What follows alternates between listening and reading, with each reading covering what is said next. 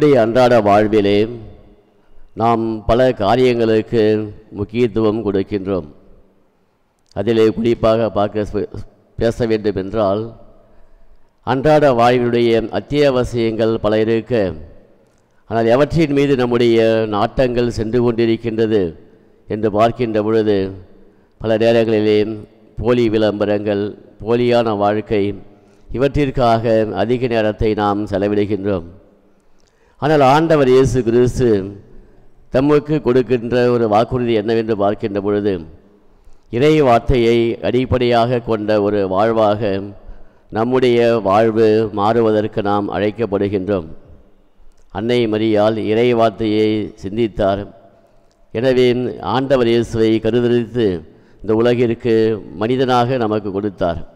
எனவே நம்முடைய வாழ்வும் அப்படியாக மாறுகின்ற பொழுதுதான் நம்முடைய வாழ்விற்கான உண்மையான அர்த்தங்களை நாம் பெற்றுக்கொள்ளுகின்றோம்.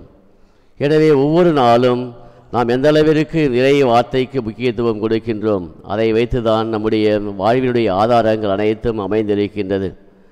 ஆண்டவர் இயேசு தன்னுடைய சீடர்களுக்கு கொடுத்த வாக்குறுதிகள் அனைத்தையும் அவர் நிறைவேற்றினார். அவர்களும் அதனை கடைபிடித்து வாழ்ந்தார்கள். அதிலே குறிப்பாக நாம் செல்ல வேண்டுமென்றால், ராயப்பர் இறை வார்த்தையினுடைய அடித்தளமாக இருந்து கடவுளுடைய திருச்சபையை கட்டி காத்து உயிர் கொடுத்தவர்.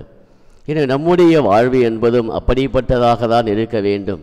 ஏனென்றால் இறைவன் நமக்கென்று தனித்தனி வகையிலே பல்வேறு பொறுப்புகளையும் கடமைகளையும் இறைவன் நமக்கு கொடுத்திருக்கின்றார். அது தந்தையாக இருக்கலாம், தாயாக இருக்கலாம். ஒவ்வொருவருக்கும் இறைவன் கொடுத்த பொறுப்புகளிலே எந்த அளவிற்கு நாம் இறை சித்தத்தை நிறைவேற்றுகின்றோம் என்பதை வைத்துத்தான் நம்முடைய வாழ்வானது அமைக்கப்படுகின்றது. எனவே நம்முடைய வாழ்நாளிலே இறைவனுக்கு நாம் எந்த அளவிற்கு முக்கியத்துவம் கொடுக்கின்றோமோ அந்த அளவிற்கு இறைவன் நமக்கு முக்கியத்துவம் கொடுக்கின்றார். நம்முடைய வாழ்வை ஆராதிக்கின்றார், நம்முடைய வாழ்வை கட்டி எழுப்புகின்றார்.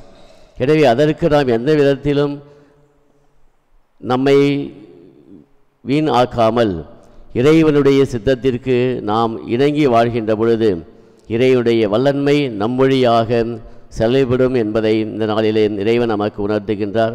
நாமும் அதனை உணர்ந்து நம்முடைய வாழ்வை இறை சித்தத்தோடு வாழ்வதற்கான அருள் வேண்டி நாம் தொடர்ந்து இந்த பலியிலே ஜெபிப்போம். ஆமீன்.